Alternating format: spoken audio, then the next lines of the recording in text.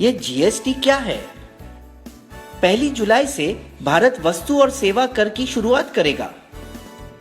पहले यदि आप विनिर्माता थे तो आपसे एक कर वसूला जाता था जिसे उत्पाद शुल्क या एक्साइज कहते थे। वस्तुओं को मुंबई जैसे बड़े शहरों में बेचना है, प्रवेश कर ऑक्ट्रॉय चुकाइए। अपनी दुकान से माल बेच रहे हैं, बिक्री कर। खरीदी कर रहे हैं, वैट चुकाइए। मूल्य सम्मार्जित कर, सिनेमा, मनोरंजन कर। आप पेशेवर फोटोग्राफर है, सेवा कर। अपना मकान किराए पर उठा रहे हैं, फिर से सेवा कर। किसी चीज का आयात कर रहे हैं, सीमा शुल्क। विदेशी गाड़ी खरीद रहे हैं, विलासिता कर। कर कर कर।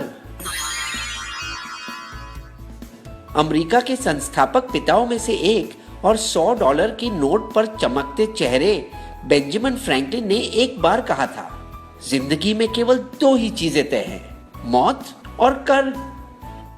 हर एक सरकार अपने खजाने को भरने के लिए नए कर की इजाद करती है। अब भला और कौन सा कर मैं लाऊं? राजनीतिक विपक्ष पहले से ही बहुत देरी करवा चुका है। 160 देशों में भारत से पहले ही जीएसटी है। कुछ देशों में तो यह 1950 के दशक में ही आ चुका था। तो क्या हमें चिंता करनी चाहिए कि इसकी वजह से हमें ज्यादा कर अदा करने होंगे, या हमें खुशी होनी चाहिए कि कर कम होंगे?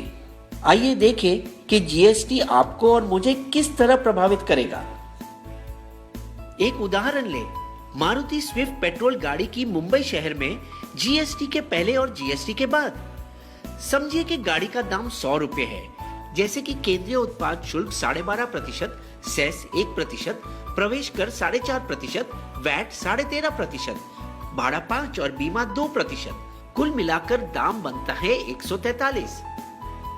अब देखिए जीएसटी के बाद वाली दुनिया में भाड़ा 5% और बीमा 2% तो रहेगा, और फिर होगा एक ही टैक्स जीएसटी, जिसे जोड़कर दाम बनता है 139, यानी 4% सस्ता। दिल्ली राज्य के अलग करों की वजह से यह दाम बढ़ेगा। 85 वस्तुओं 1211 में से फल, सब्जी, गुड़, अनाज और दूध पर कोई कर नहीं।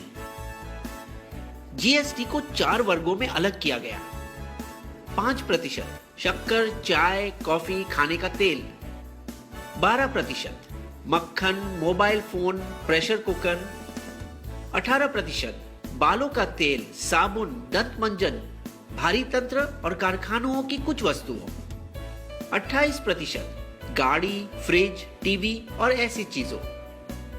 इसके अलावा 28% वर्ग में सेस भी 1 से 3% होगा।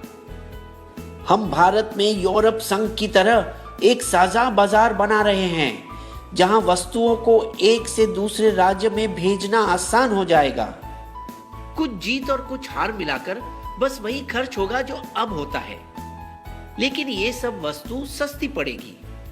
दंत मंजन, बालों का तेल और शैम्पू, गाड़ियां, बैटरी, फिल्मों और हवाई जहाजों के टिकटें, और कुछ जो महंगी होगी, TV, fridge, AC, laptop, Ayurvedic औषधों, पेंट्स और आपका मोबाइल बिल। लेकिन सरकार को कुछ मुश्किल बातों का सामना करना पड़ा। पैराशूट बालों में लगाने का तेल है या खाना पकाने का?